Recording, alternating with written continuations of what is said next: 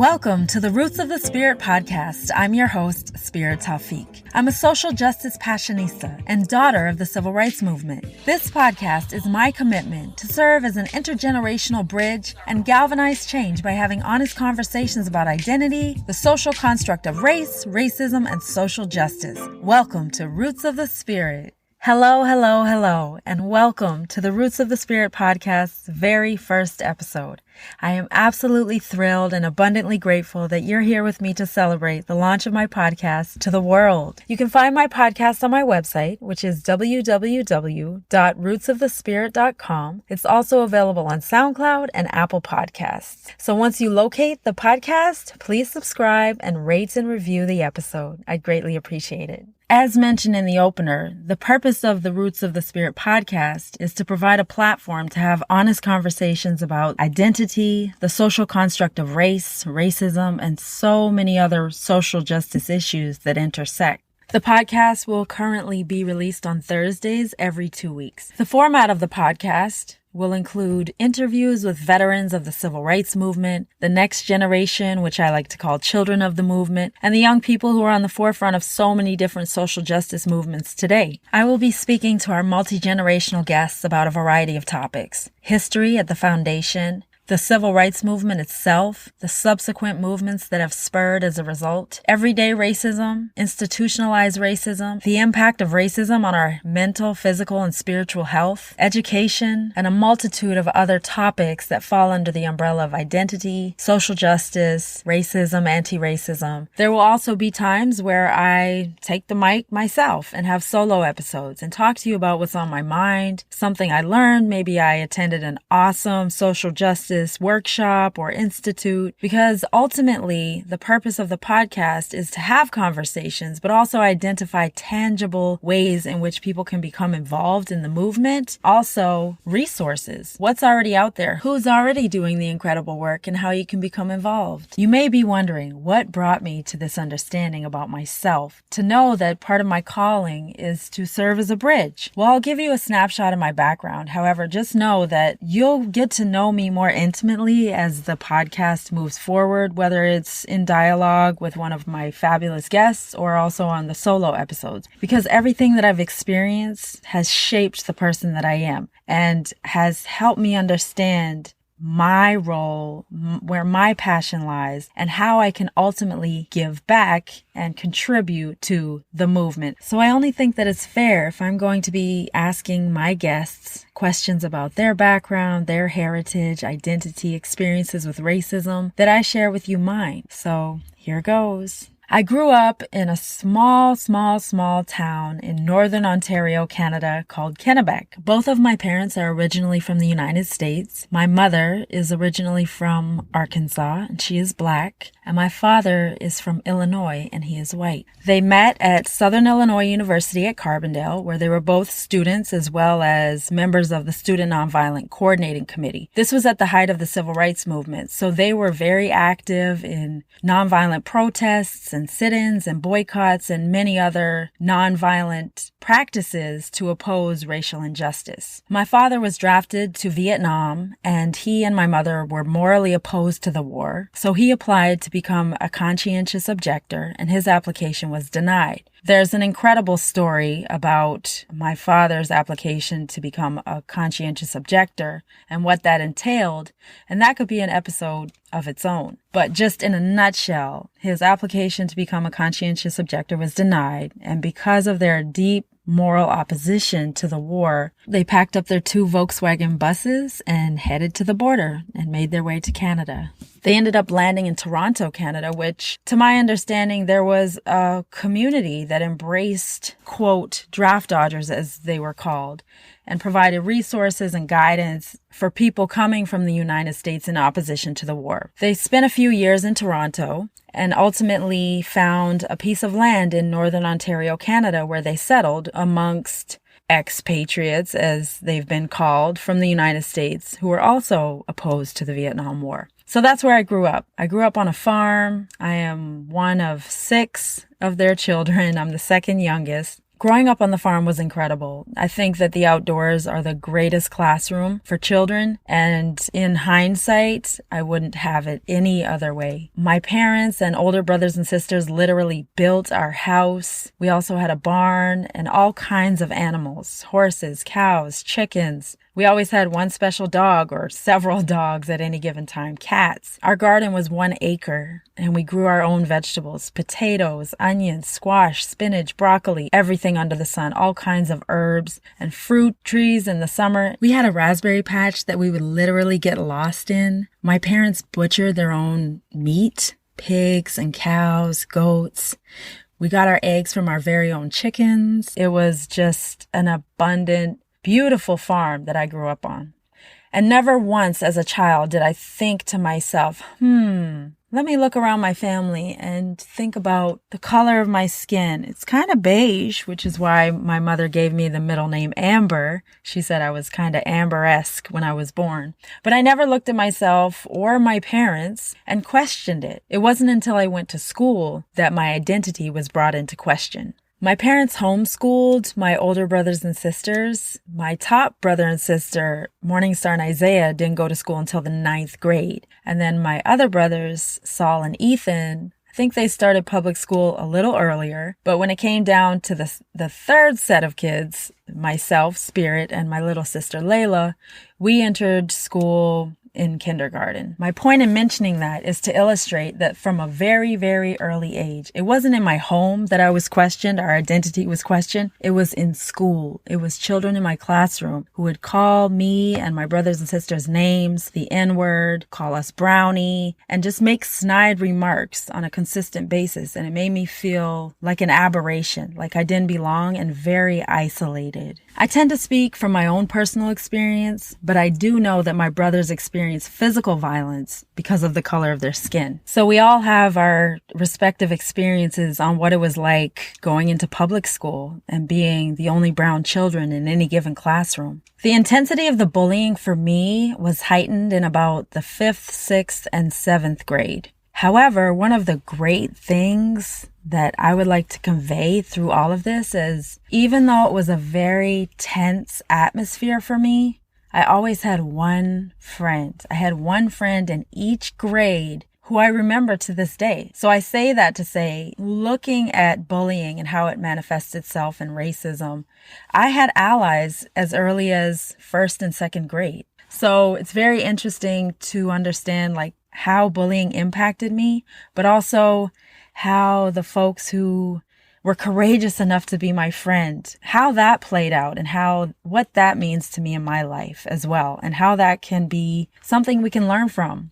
in school, but also in our greater communities and in the work that we do. So I'm going to pause here and take you back to when I was 7 years old to tell you about the very first time that I ever had an inkling of my mother, Minnijean Brown Trickey's role in American history. So from a child's perspective, I was 7 years old, my little sister Layla was 5, and my mother took us on a train ride across the country from Canada into the United States to visit our family in Little Rock, Arkansas. When we arrived in Little Rock, I was just so excited to visit my grandmother, my aunt, and my cousins. I remember what the air smelled like and the trees, and I could feel the very warm breeze. It was September in 1987. So as kids, we ran and played, and I just thought it was so cool, my grandmother's accent and how they talk in Arkansas. I mean, I'm not saying that in a silly way. I'm just saying for my Canadian-tuned ear, that was so cool to hear. In other words, it was just a treat for all of my senses to be in Little Rock in 1987. One day while we were visiting, we went to a mansion. That's how it was described to us. We were going to a mansion. And I was excited because as a kid, I knew what a mansion was. It was a big house. Really, really, really excited. And so when we arrived, it was mostly adults. Everybody was dressed up and there were very few kids. So there was a little girl that the adults introduced us to, and me and my little sister Layla ended up playing with her the whole time. I remember being out in her yard thinking, wow, she has 2 play structures and we don't even have one, and she's an only child. Those were the childish thoughts that were going through my mind. But I keenly remember, it's something that stayed with me for the rest of my life, is that I really didn't have an understanding of what the purpose of this occasion was. And I'm not sure if I asked or she volunteered, but she ended up articulating the purpose behind this grand occasion and why we were at this mansion. So she explained that in 1957, Black and white students couldn't go to school together. And there was a governor who prevented Black students from going to the all-white Central High School. Ultimately, what happened is the president stepped in, guaranteed the constitutional rights of the Black students, and they were able to go to school. Obviously, I don't recall her breaking it down in such elaborate language. However, I did get the gist that the point was this occasion was commemorating the anniversary of the Black students integrating the school, which now we know as the Little Rock Nine. I had that experience. I had a grand old time with my family in Arkansas. That kind of made sense to me, but kind of didn't. I had absolutely no context to put it in. Nevertheless, we kept playing. We played in the yard. We roller skated in her basement. I was like, wow, you can roller skate in your basement? There were all types of stuffed animals. We had a ball. And according to my aunt, at the end of the night, we were like, please, can we sleep over? Please. And unfortunately, we couldn't. But we just had a great time. And that was that. We went back home to Canada and kept living our lives. It wasn't until 1992 that memory made any sense. I was downstairs in my living room. We were living in Ottawa, Canada at the time. And I heard my mother upstairs celebrating, screaming, clapping, just like really excited about something. So I went upstairs and I'm like, what's so great? Why are you so excited? And she said, Bill Clinton, who was formerly the governor of Arkansas, had become elected president of the United States. And at the tender age that I was like, who's Bill Clinton?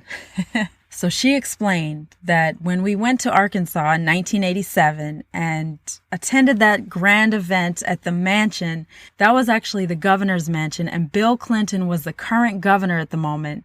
And come to find out, the little girl that my little sister Layla and I had been playing with that whole time was Chelsea Clinton. I tell that story because I did not grow up knowing that my mother was one of the Little Rock Nine. It's not something that she sat us down and explained to us. It's something that I got in bits and pieces, and the story evolved and grew over time until I had a firm understanding that my mother was involved in a civil rights event that shifted the consciousness of the United States as well as the world. So, okay, Bill Clinton is now the president. Now it makes sense what we were doing at the governor's mansion. So Bill Clinton was honoring the Little Rock Nine strategically at the governor's mansion because in 1957, the governor Orville Faubus, who was in position, was the one who was blocking the students from entering. So it was the first time that a governor actively welcomed the Little Rock Nine to the governor's mansion and also accompanied them to Central High School to commemorate the occasion. I'm starting to learn that my mother was involved in such a grand historical event,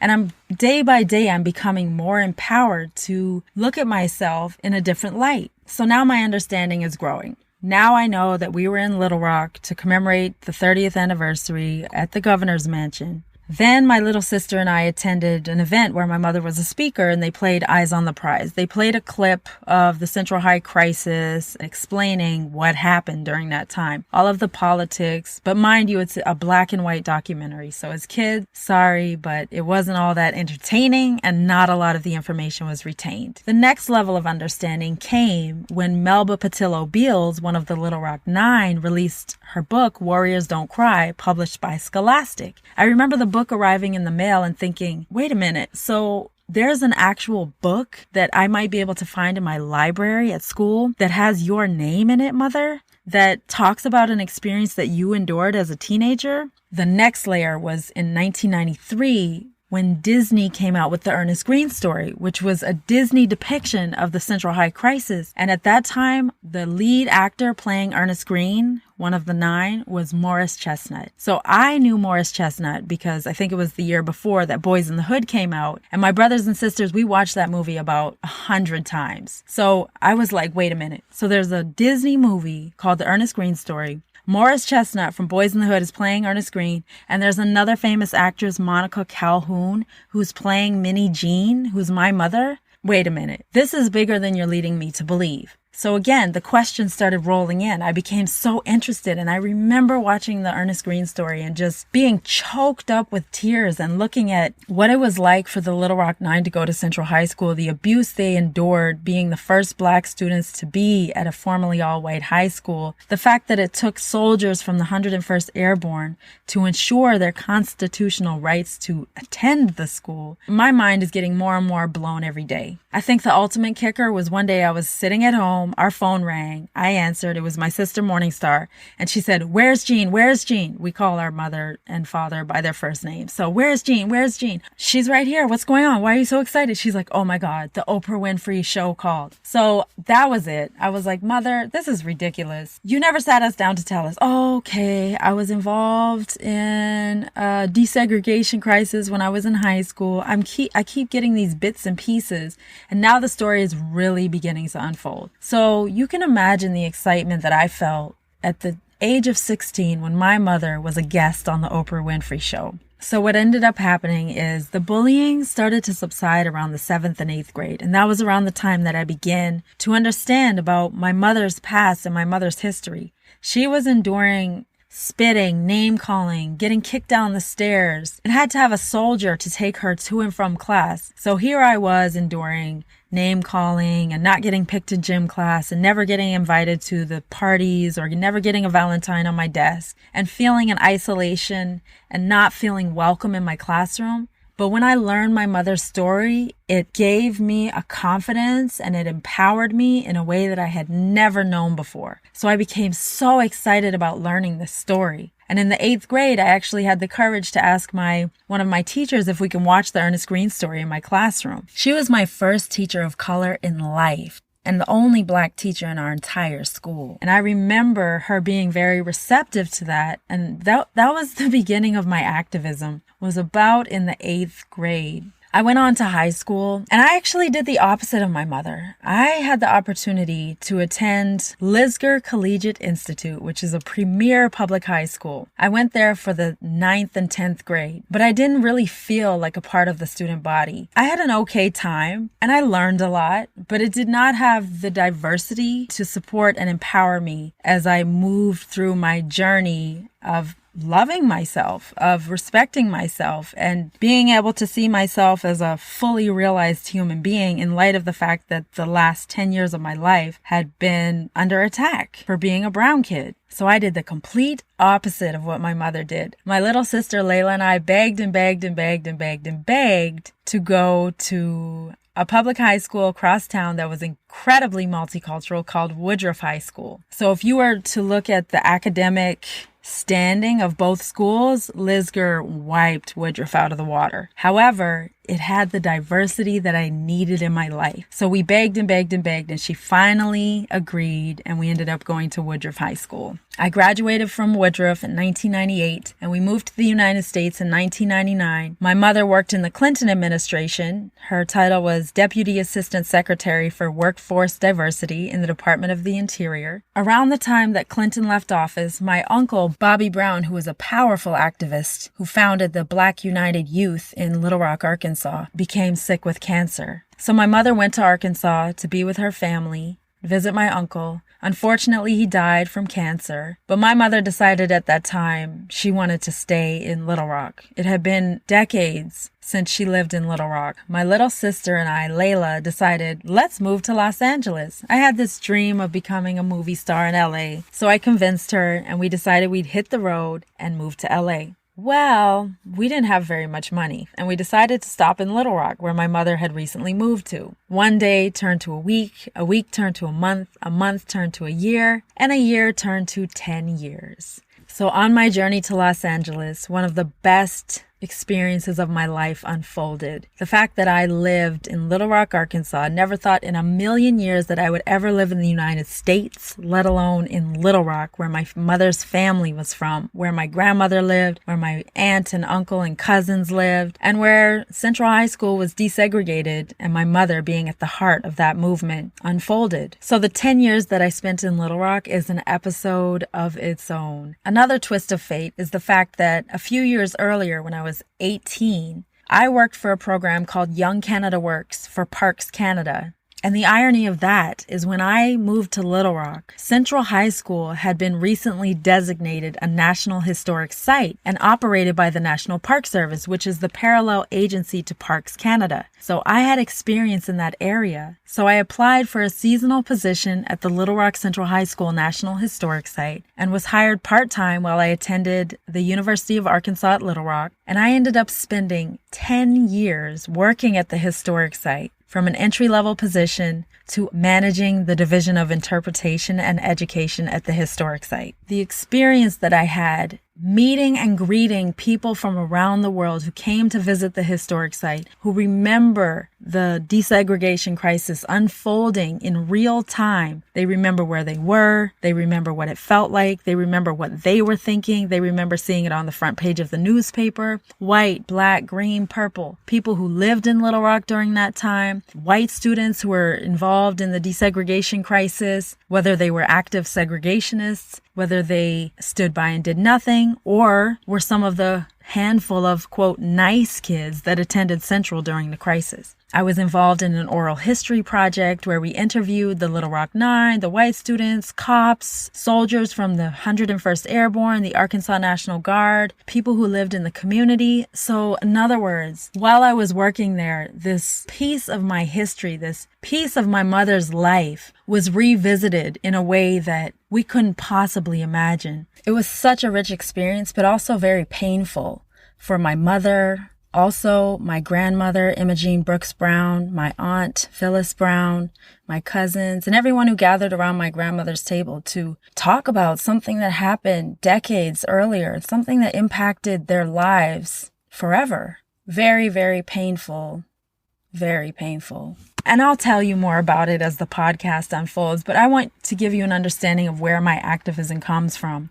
Initially, because I felt disempowered as a young person, as a young brown person. I didn't feel that I had the courage to speak up for myself. And then once I learned my mother's story, it's like something came over me, this streak of resistance, and this power came over me, and I felt powerful for the first time, and I felt like I stood on the shoulders of giants. So I want to pass that on. I ended up leaving Little Rock, Arkansas, and working at a historic site in Seattle for a couple years, which was a great learning experience as well. And then I reunited with an old friend, Tawfiq, who ended up being my fiance and ultimately husband. And I moved to New York, and I've been here for about 5 years. The fact that Hisham and I ended up together is pretty interesting within itself. Me, my mother being one of the Little Rock Nine, and Hisham, his father, Sheikh Tawfiq, was a student of Malcolm X. He studied in Egypt, and upon return to the United States, founded the Mosque of Islamic Brotherhood, which is the first African-American mosque in the United States. So you can only imagine the conversations that take place in our home. So there's so much that goes into the evolution of Spirit Tawfiq, of my experience, and why I am so adamant about providing a platform to have honest conversations, because I didn't have that when I was a young person.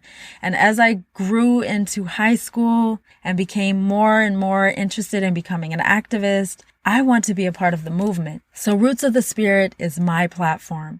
So I want to put the lessons that I've learned out into the universe. So as I said in the beginning, Roots of the Spirit is the culmination and continuation of the work that I've been doing over the last couple decades. I want to serve as a bridge. I want to use my experiences to spark conversation, enriching dialogue, and find tangible, concrete ways in which we can work together to create environments where young people don't feel isolated, they're not bullied, and as adults, we have the tools that we need to be able to help our children grow in a nurturing environment that welcomes all children.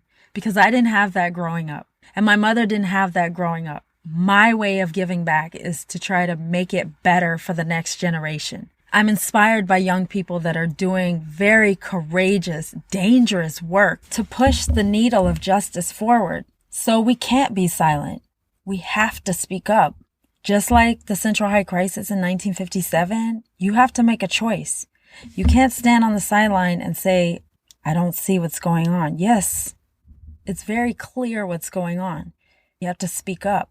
When I think about my nieces and nephews, and in particular my niece Miyako, who reminds me so much of myself, she's so happy and joyful and loving and just sunshine. Like you look at her and you feel lit up. When I look at Miyako and I see myself, I have no choice. I have to continue the work. I have to serve as a bridge so that my niece and all my nieces and nephews and all the children, the next generations that come behind, have a better world. It's my passion. It's my calling. It's my purpose. So I hope I've inspired you to join the Roots of the Spirit movement. Once again, you can find the podcast on SoundCloud as well as Apple Podcasts.